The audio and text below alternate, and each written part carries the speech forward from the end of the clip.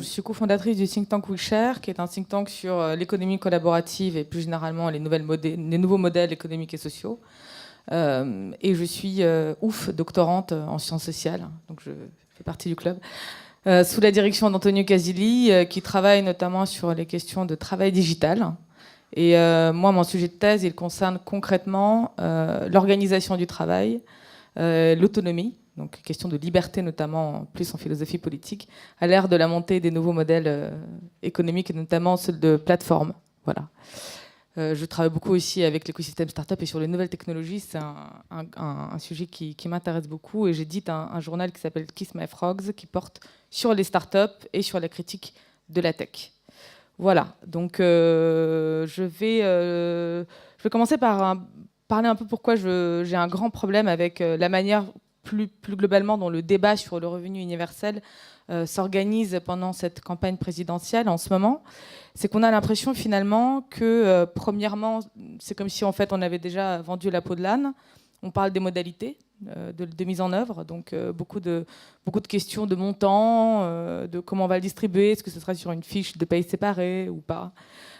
Donc vraiment une approche extrêmement technocratique d'une question qui mériterait un traitement politique. Et puis j'ai aussi un second problème, c'est qu'on a l'impression que c'est presque la dernière tentative pour surtout ne pas parler du futur du travail et du futur de l'organisation du travail à l'ère des énormes bouleversements technologiques, sociétaux, économiques que nous sommes en train de vivre, comme si on essayait de se rattraper à ce dernier gimmick après les exonérations, la création de SMIC, la création d'un SMIC jeune, etc., pour sauver le monopole du salariat dans les sociétés. Et donc quand je parle du monopole du salariat, je ne parle pas de chiffres, je parle de sa place symbolique aujourd'hui, qui est celle de l'intégration.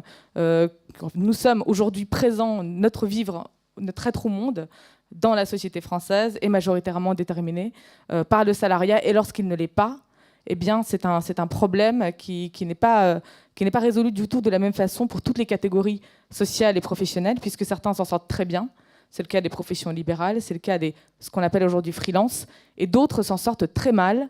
C'est le cas des travailleurs des plateformes, des travailleurs du digital, qui aujourd'hui, en fait, non seulement ne sont pas substitués par des machines, comme on pourrait l'espérer, mais en fait font le travail théoriquement qui devrait revenir aux robots.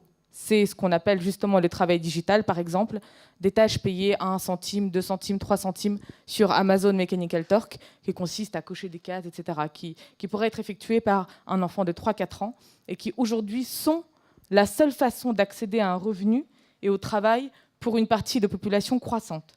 Aussi, bien sûr, on extrapole la question au reste du monde, ce qu'on ne fait pas aujourd'hui. On se rend compte en plus que ce travail-là, il est de plus en plus délocalisé. Délocalisation, c'est un mot compliqué parce qu'il est immatériel, il est virtuel, mais vers des travailleurs des pays émergents, par exemple en Inde, en Chine, des gens qui modèrent du contenu sur Facebook. Donc toutes ces questions-là, en fait, pour moi, elles sont absolument fondamentales et on n'en parle pas du tout. Et on a l'impression qu'on a sauté du tout salarial plein emploi, loi du travail, à revenu universel. Et il n'y a pas du tout eu de débat public ou de réflexion sur c'est quoi l'organisation du travail demain. Voilà, donc en gros, mes 3 critiques principales, c'est qu'on est dans une discussion technocratique qui n'est pas ancrée idéologiquement en soi, puisque, comme le disait Guillaume, en fait, aujourd'hui, on va dire, ceux qui défendent avec le plus de hargne le revenu universel, c'est la Silicon Valley, et notamment les penseurs de la Silicon Valley qui voient finalement un moyen... je crois que cette expression qui est assez horrible, que des riches travaillent, en fait, les très qualifiés travaillent pour produire d'une façon pour que les pauvres consomment des biens gratuitement. Donc c'est entretenir en fait cette polarisation entre des très très très qualifiés qui tiennent les manettes politiquement et économiquement et le reste de la population qui, en plus, avec une évolution technologique et l'intelligence artificielle qui devient de plus en plus sophistiquée, risque de se retrouver dans les choux et quasiment en fait exclus de la société.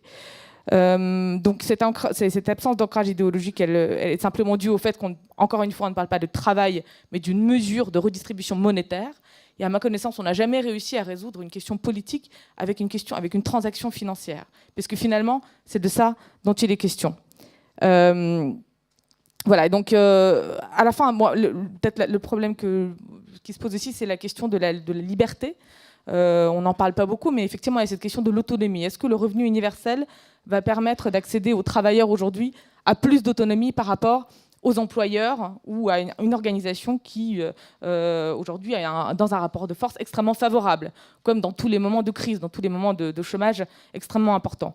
Je ne crois pas qu'aujourd'hui, le revenu universel, il donne cette possibilité de s'organiser aux travailleurs supérieurs, de pouvoir avoir davantage voix au chapitre. C'est par exemple le cas, si on observe ce qui se passe sur les plateformes du type Uber.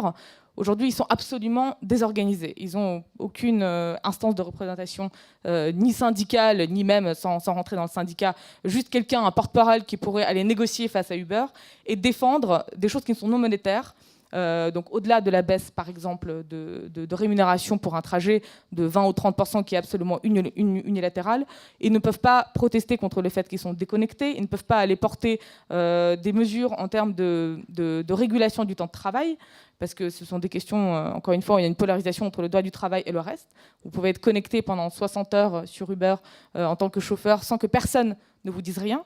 Donc en fait, juste pour donner ces exemples-là, je voudrais montrer la polarisation extrême qui existe entre le monde, de ceux dont on parle du point de vue du salariat, et ce qui se passe en fait dans une catégorie population croissante qui existe en France, mais qui est surtout visible dans un pays qui fait beaucoup plus vite, qui sont les États-Unis.